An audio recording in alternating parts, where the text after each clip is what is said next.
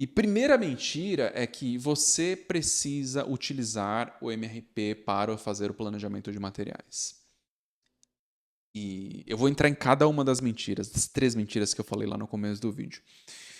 Você só vai conseguir uma coisa quando você fizer isso, tá? Quando você utilizar o MRP para fazer o planejamento de materiais. Você vai conseguir ineficiência. É isso que você vai conseguir, muita ineficiência. E por quê, tá? A gente está em 2025 e a capacidade de processamento do seu notebook, do seu laptop, do seu desktop é muito maior do que a capacidade de processamento de um computador de 20 anos atrás. Então grava isso na sua cabeça. E aí eu vou falar um ponto pior, tá? O MRP ele surgiu efetivamente em 1960. Então imagina o que era a capacidade de processamento de um computador em 1960. Era baixíssima, era ruim. E aí você não conseguia processar a cada segundo. O MRP nasce como um processamento que você precisa fazer uma vez por mês ou uma vez por semana. E você não precisa disso hoje. Não precisa. Você pode avaliar a sua necessidade de materiais todos os dias. Isso você consegue fazer hoje. Isso o computador que você tem aí na sua mão tem esta capacidade de processamento. Você consegue fazer isso.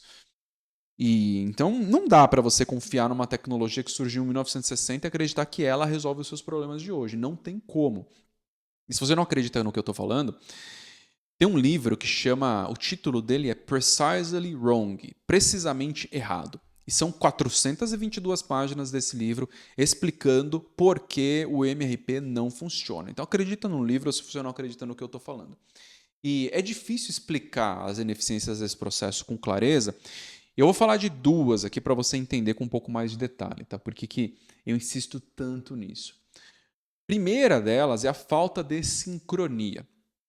Como eu já falei, você roda um processo que gera a necessidade dos materiais uma vez por semana ou uma vez por mês, e sendo que a sua operação ela muda todos os dias. Lembra dos acompanhamentos diários que eu expliquei pouco atrás no vídeo?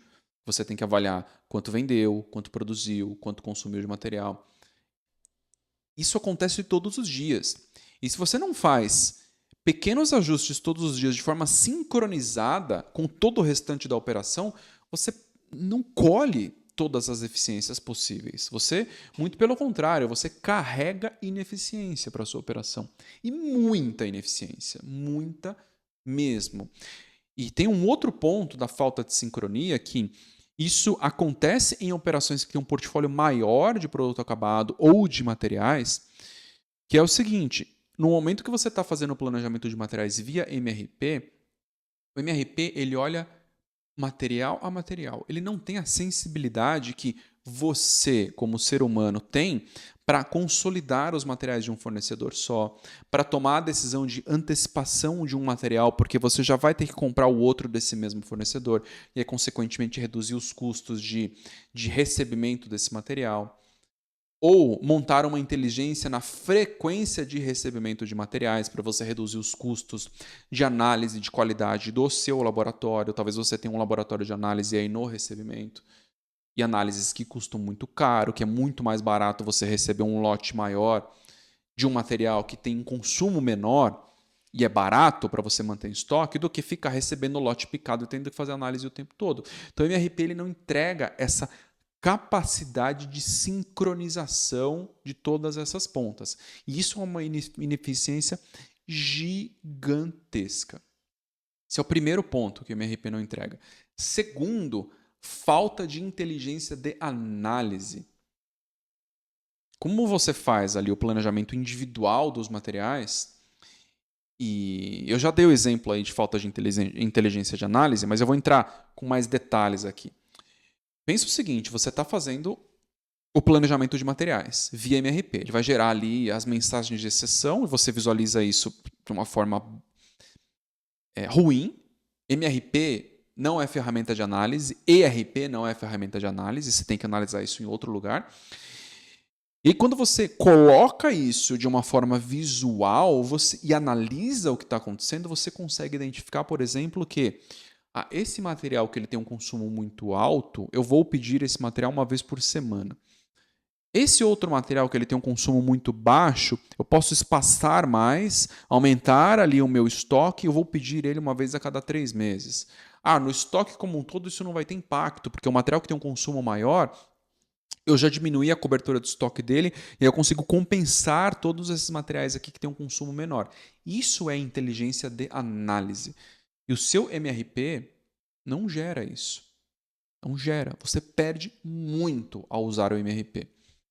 E não faz sentido, tá? Você ter hoje, 2025, você ter um processo ali que gera a necessidade dos materiais, sendo que a partir do momento que você faz o seu plano de produção da forma correta, você já tem a necessidade dos materiais ali. Você já tem essa explosão dos materiais. Você já visualizou isso. Se você não visualizou, deveria ser apertar um botão para você conseguir visualizar. Lembra do que eu falei lá no começo do vídeo de sequenciamento de produção no detalhe, demanda no detalhe, sequenciamento de produção no detalhe, geração da necessidade de materiais no detalhe. Você consegue fazer isso. Você consegue. Eu sei que é muito difícil entender e aceitar o que eu estou falando, mas confia. Eu já desliguei o MRP algumas vezes, para não dizer muitas, e o resultado ao desligar foi de milhões de reais em várias operações. Confia, aprenda a fazer isso e faça a mesma coisa. Só que toma cuidado, tá? Porque eu quase fui demitido por fazer isso, porque existe uma imagem de que o MRP é o solucionador dos problemas, e não é isso. Uma imagem de mercado. Então, toma cuidado, senão você vai colocar o seu emprego aí em risco se você for por um caminho muito direto. Explique, pegue o livro que eu falei, convença as pessoas de que esse não é um caminho e aprenda a operar de outra forma.